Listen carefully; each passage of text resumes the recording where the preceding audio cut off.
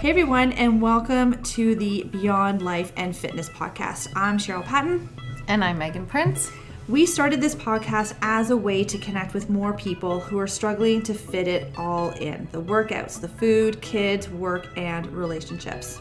We know that we're not perfect, but we hope that through our struggles and our mistakes and our failures and our successes that we can help more people through their challenges and be successful. So if you want some tips and tricks to help you along your journey to be the best version of yourself, then this is it. So we are back, and today we are going to talk about some of the best or possibly worse fitness or health advice that we have ever received, so that somebody has told us. And I know for me, I don't know if it's something that somebody actually told me or something that I just kind of figured out, but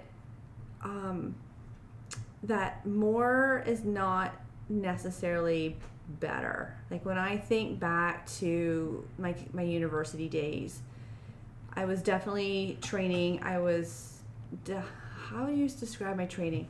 I was probably a bit of a cardio junkie. I did lift weights, but definitely probably heavier on the cardio side, and that would be like 7 days a week, plus whatever of my kin classes that I was doing that semester. Mm-hmm. And then I was a massive carb junkie as well. Like I had mentioned, like in that other podcast, I swear I lived off cereal, bread, and bagels, and pasta. Yeah, that's crazy. And rice. Yeah, that's crazy. Yeah. But you were doing lots of sports. Not in university. In high school, I was always very active. That dog loves that plant. Puppies. In high school, yes, I did basketball, I did volleyball, I did track 1 year. So yes, I was active for sure. I would actually consider myself more active now, 100%. Okay.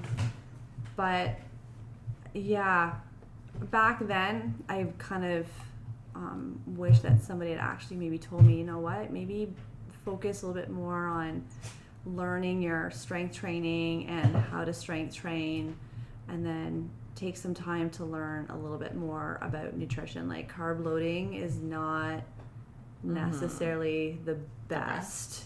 I love when people are like, I'm eating lots of carbs, and I'm in my bulking phase. Yeah. But here's like I understand what they're trying to say. Yes. But I'm like, I don't want to bulk. I don't want to put on the body fat. Some's going to come on, but I don't want to put on the body fat with the muscle that I'm trying to build. Right? Yeah. Yeah. For sure. So I think it's not necessarily something that a best or worst advice that I had given. I just wish that was maybe some advice that I had been given earlier on, in my earlier 20s. Yeah. Mm-hmm. And I think that I've realized there's like a place for that though, right? Because for somebody that's first starting out, like just starting out fitness, starting out exercising, all that kind of stuff, more sometimes is better. And that's the funny part, is that then you get to this place in your fitness where more isn't better, where more is actually worse, because then you're almost overtraining. Then your body, like we were talking about before, like your cortisol levels are high because training is stress. So it's like there's like this fine line between more being too much and more being a good thing. Yes. And so for people that are starting out, like add an extra 10 minutes to your walk a day, or add an extra 10 minutes to your cardio, that kind of stuff when you're first starting out. But then when you're seasoned, when you're like later on in your life, now I'm finding that 3 days off a week is like phenomenal, and my body loves it. Yeah. And I'm lifting heavier and I have more energy and I'm focused better, because my body was like stressed out 6 days a week doing stuff. But when you're first starting to do it, your body releases all those like really good endorphins and serotonin and all that kind of stuff, and it's like, oh yeah, this is awesome, I feel good. I do know some people that work out and they're like, I don't feel better after. There's like minimal people, I think, that but I do know people that are like, I don't feel better, I'm tired after. But I think in the beginning you get that like good high, right? And if you get that good high, then I think then your training's like spot on, then what you're doing is spot on. But when you start feeling like, I don't want to go to the gym, I don't want to train, I'm not motivated, then you're like, okay, less is going to be better right now, because you should look forward to your sessions. You should like be excited about doing them, and you should feel better after. And if you don't, then you're like, yeah. And that's why I think it's so important for people when they are just starting out, in order to fast track your progress and make as few mistakes as possible, is to invest in somebody to help you along the way. Oh yeah, right. Like and I understand, like, and I wish that I had done that earlier on, like I said, in my 20s. But at the same time, newly married, kids eventually, and it just wasn't a practical thing. So then you end up doing a lot of self-learning, a lot of self-teaching, which for somebody who's in the industry, maybe not so bad. Right. But for somebody who's not in the industry, I get it. But I would strongly encourage, even if it's just for 1 month, and just learn as much as you can about what it is that you want to know, so that you can move forward with as few mistakes as possible. Right. And learning what's going to be best for your body in terms of nutrition and how you move, how you train, how often you train. Right. Yeah. So I think investing in a coach of some sort is definitely some advice, again, that I wish I had maybe known earlier. And then, because I mean, when you're in the industry, like, I love reading about nutrition.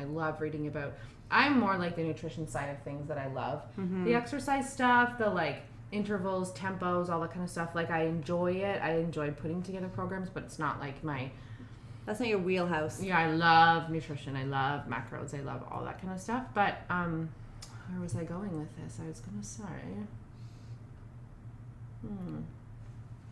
It'll come back to you.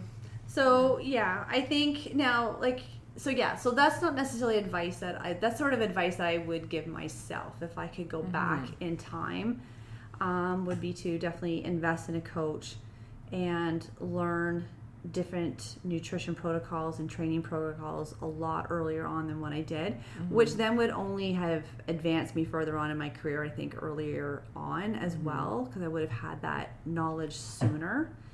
In terms of bad advice, I remember in high school, I don't know which sport it was, but again, like, these are high school teachers that are volunteering their time so that kids can do extracurricular activities. You know, like, we'd have like a game or something, that like a tournament that weekend or a game that day after school, and they're like, make sure you get lots of carbs in so you get lots of energy, and that just would sit like a lump in my stomach if I did that. I actually sometimes do a lot better on an empty stomach. Yeah. So I don't know. Do you have any bad or good advice that you've ever been given? Can you think of any? I'm trying to think of, like, I've been coached many times, so I don't know if there's like bad advice, but I think being in the industry for so long, there's been so many changes of how things go, right? Yeah, 100%. So yes, I've had some really not bad necessarily, but just, I wouldn't necessarily say that it was like a healthy way of being, right? So I think some of the advice, some of the things that I followed when I was competing weren't necessarily like, they were detrimental to my health, detrimental to my mental health, my physical health. I think we've talked about it before, that I lost my menstrual cycle for like 3 years. And so there's like a lot of things that came along with all of those things, right? So I think, I don't necessarily know that it was bad advice, but just... It was those coaches doing what they did with the knowledge that they had. Yeah. And now I think, and back to our thing before I remembered, is that for normal people who don't love nutrition, who don't love macros, who don't love that kind of stuff, you're going to have to get a book, you're going to have to research, you're going to have to learn, you're going to have to, and when you have to learn something that you're not necessarily passionate about, you're not going to like really uptake any of that. Like, we're talking about plants the other day, and my daughter loves plants, and I kill all my plants in my house, and they're making fun of me, and I'm like, but you know why? It's because I'm not interested in it. She will spend an hour researching how to propagate plants and how to do all this stuff, and I'm like, I don't even care. Like, I just don't. It's just not something I'm passionate about. So when we're talking about investing in a coach, those people have taken so much time and research because that's their passion. That's like what they love. Yeah. So when you see somebody that is passionate about something that you want to do, or you want to be able to learn about, then find those people that are passionate about it, because those are the people that are actually going to give you that information and help you. And so when you're talking about coaching, I think it's super important to, reach out and find a coach, because you can find all that information on the internet. People tell me that all the time. You can find a meal plan, you can calculate your macros, you can find a training exercise plan, whatever you want. It's all on the internet. But there's millions and millions of sites. And which one do you start with? Where do you start? What's best for me? What's not best for me? So find, if it's a weight loss for women going through menopause, find somebody that specializes in what you want to do, right? Rather than just trying to go off whatever you find on the internet. Because it's, when I told my daughters the other day, like, don't go Google that, because it's going to tell you you're going to die. Like, whatever it is, you're going to die. Do you know what I mean? Like, you can always find something that's going to tell you the bad side of whatever you're looking up, right? Yep. So, investing in a coach, I think, is huge when you're, and also maybe talking to coaches, clients that the coaches have worked with. I was going to say, don't be afraid to interview. Oh, 1,000%. Like, multiple coaches, because you got to find one that's going to mesh well with, like, how you think, how you like to do things. Because if it doesn't, then it's just two people butting heads, and nobody's going to get anywhere other than frustrated. Yeah. Then I remember a while ago, I was training for my photo shoot, so I invested in this coach, and he ended up sending me like this macro count that started out like 3,200 calories or something. And I definitely questioned him on that, because I'm like super into macros. And I knew at that point I was at 1,750 or something, right? So it's like, there is no way I'm jumping up to 3,200. I was like, no. Anyways, he ended up firing me because I asked questions. So I think that when you're looking for somebody, ask the questions, ask what their philosophy is, ask what they like, for other clients, like reviews and like where they've, their experience, right? Because I think it all comes down to experience and what they've been through and all that kind of stuff. So I think that absolutely is super. Yeah. And try and, if you can, meet with them face to face, or at least get on a phone call or a video call, so that it's not just all done through emails, because you can learn a lot about somebody just by how they answer their questions, their tone of voice. So I think that's also a huge part of any type of interviewing process, to find a coach that you're going to invest your hard-earned money in to get you from point A to point B, or to give you, or help you learn the knowledge that you are looking for. Yeah, it's like you're like dating. You're out there dating. You're out there trying to find somebody, because this person is telling you what to eat, how much time you're investing in the gym, all these sort of things that change who you are, going to change the pattern of your life. So I think that's super key. And then like watch the things that they say, watch the things that they do, those kind of things, and are those match with kind of how you want your life to look. If you don't want to work out 7 days a week and do like cardio every single day, don't get that coach that's constantly saying, we did our second round of cardio today. Like, you have to like just be careful of what you're absolutely, because there are certain people that will specialize in certain things. Right? Some people do not want to deal with the general population. Some people only deal with women. Some will only deal with men. Some will then niche down within those certain populations. Right? Some just deal with physique athletes. Some will just deal with strength and power athletes. Some just deal with school athletes. Right. So definitely finding somebody that works with who you are as a person. Let's see, any other advice? I would feel like, I think when you're talking about the best or worst advice you've ever had, I wouldn't say so much advice, but when there's athletes, when there's people in sports, I think that the coaches matter so much, and how the coaches coach. So for me, when I was in gymnastics, I had a really good experience, and I felt like it pushed me to be better, pushed me to be a better athlete and that kind of stuff. But then when my daughter was in gymnastics, she had the complete opposite.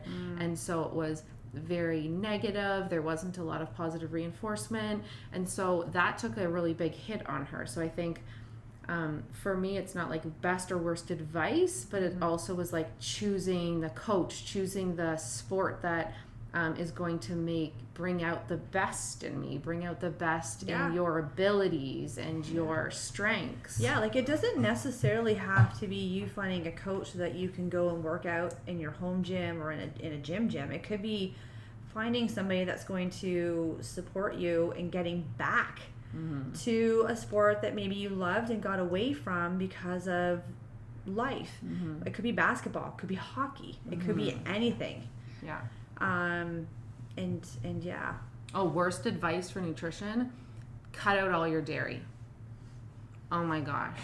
Cut out all your dairy. So I remember once I was doing this meal plan with somebody, and I showed them my meal plan. They're just like, cut out all the dairy. So stupid me, I'm like, okay, well, I'll just take out all the dairy in there, but I didn't replace it with anything at all. Shoot. So I just took it all out, and then I was like, oh my God, like probably starving. like 700 calories or something, dying.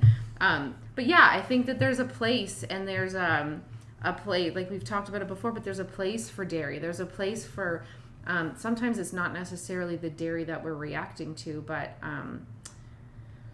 our digestive system that's just off, right? Because women need calcium. Women need, the dairy is not necessarily, it's like, for some people, of course, right? But that was like one of my worst advice, is cut out all dairy. And then I also at that time had lost my menstrual cycle. So you're talking about when you lose your menstrual cycle, I didn't know that actually decreases your bone density. The longer. So luckily I got out of that, because I guess that's probably what happens with people when they're anorexic, is then their bones start to be so brittle. Yeah. I'm lucky because I haven't, knock on wood, like broke anything or whatever, but during that time of not having menstrual cycle, but then also not eating dairy, it's like so detrimental to your health, right? To like just take out a whole food group. Yeah. Unless you know, like I'm throwing up, or like I'm like, I know for me with dairy, I can have it, I cannot have it every day. Right. And that's just something that I've learned about myself over time. Right. I just get very bloated, but I grew up on raw milk. Yeah, right. Right? That's why. And we can't get legal access to raw milk in Ontario, or maybe Canada, I'm not too sure. But like if I were to have like cheese every day of the week, I'd be so bloated and uncomfortable. So I've had to learn to just space that out, because I love it. I think cheese is awesome. Right. Yeah. And I feel like dairy, and for a long time my skin was so bad and I couldn't figure it out. But I think it was more my hormones. It was my hormones that were off, not necessarily the dairy, because now I eat dairy, everything's totally fine. Yeah.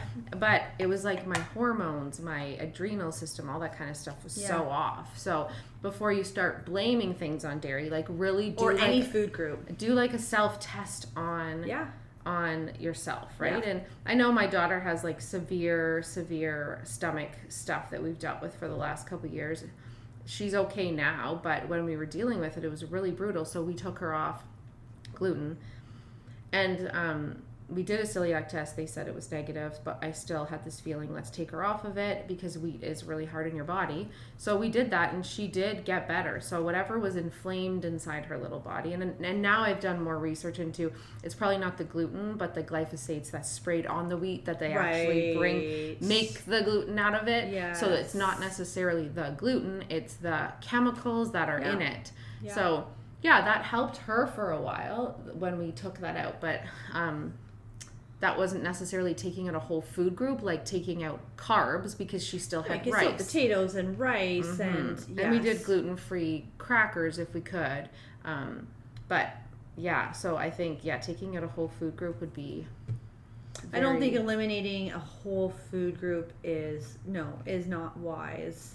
Yeah, because I know some people that have thyroid issues can't do like the really fibrous vegetables like cauliflower and broccoli. Your coniferous. Yes, you can't. Yeah, and I agree with that. Like I have, but and I don't know if it's just, maybe my stomach acid is lower, so I'm just not able to break it down as well as I was maybe 20 years ago. Yeah. But again, I have never had my stomach acid test. I don't even know if that's a thing. Yeah. But yeah, because I have cauliflower rice every day, which is totally fine. But not raw cauliflower, obviously. No. Yeah. No, I do need to cook it. I do need to break it down because I know how good the coniferous vegetables are. Just for helping your body to naturally detoxify. Like it's you need those coniferouses.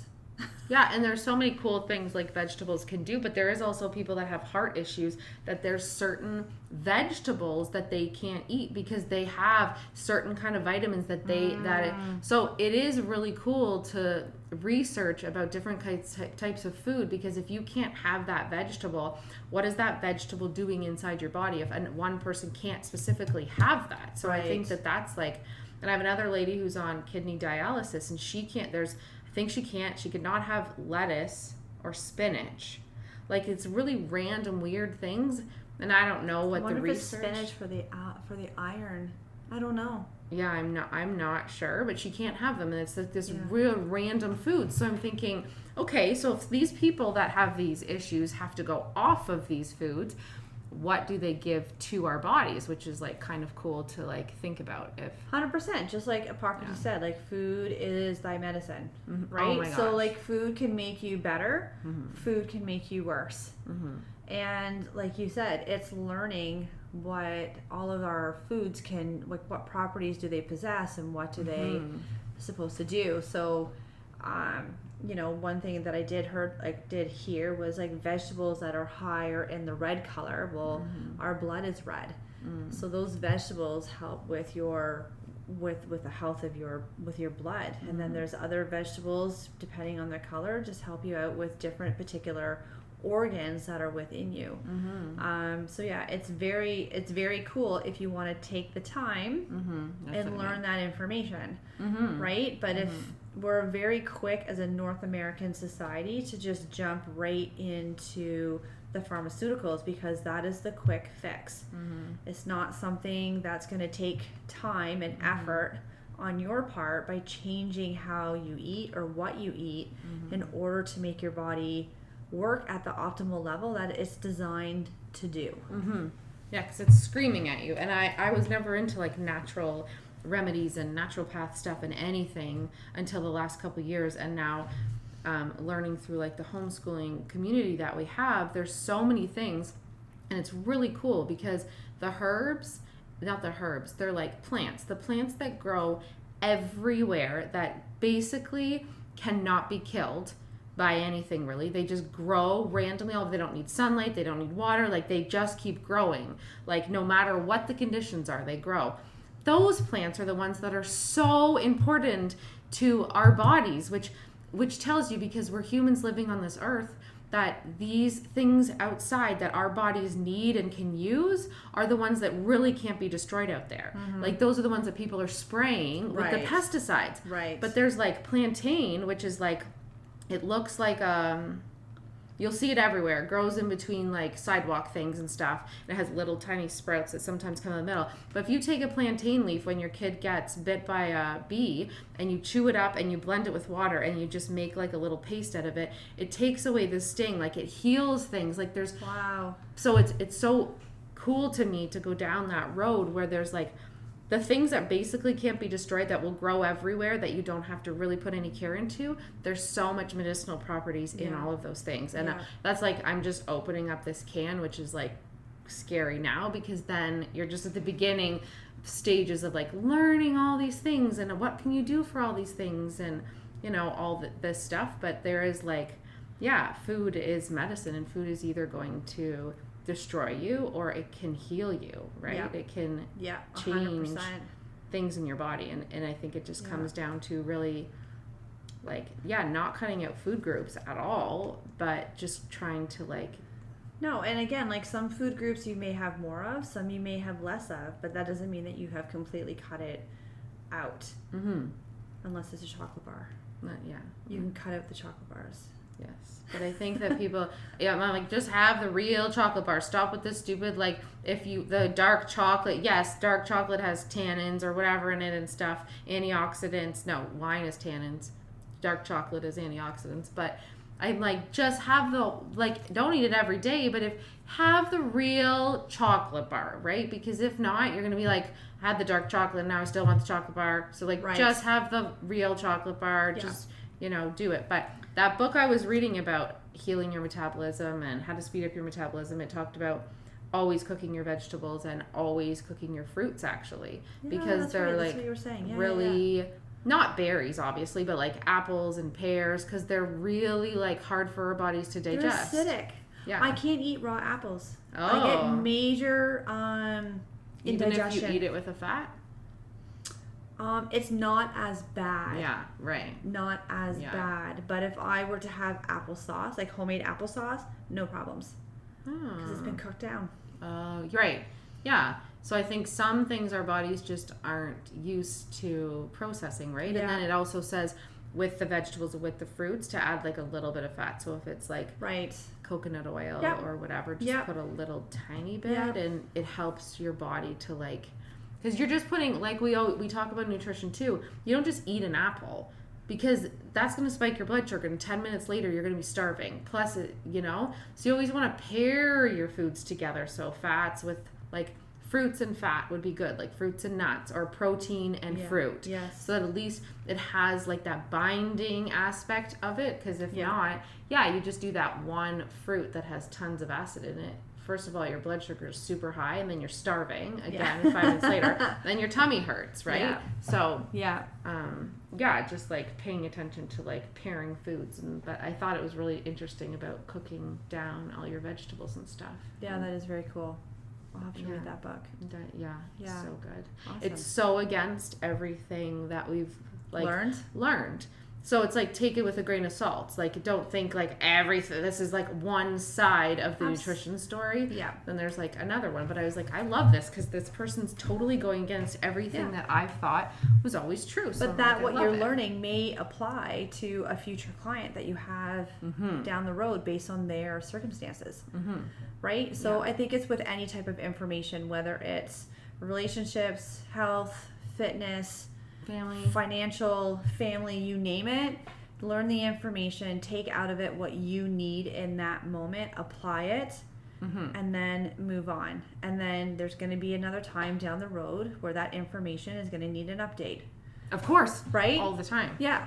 So, you're constantly learning, and that's why, again, I think it's important to seek out other people to help you in that learning process if you don't have the time to read and do the learning on your own. Yeah. And the book I'm reading right now, The Happiness Project, I think it's called, I just read it last night as we're finishing up now, but I just read it last night, and she was talking about how happiness isn't necessarily being unhappy or being happy. Happiness is when you're growing.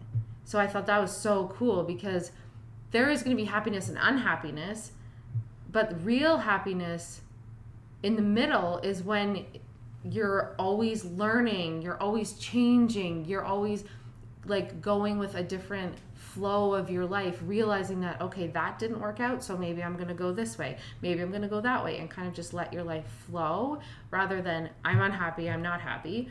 Just the middle ground, you can keep happiness. You can keep happiness by always learning and growing, and then that will always be the middle ground of being happy, is that you're always evolving. Yes. So there'll never be an unhappy or happy. You can just find that middle ground of like, if your life's not going how you want it to go, you're like, I used to think this is how it's going to be forever. Oh my God. Now I'm just so depressed. My life's going to be like this forever. But then I thought, then you can change it and be like, okay, what's my pivot point? What am I going to do now?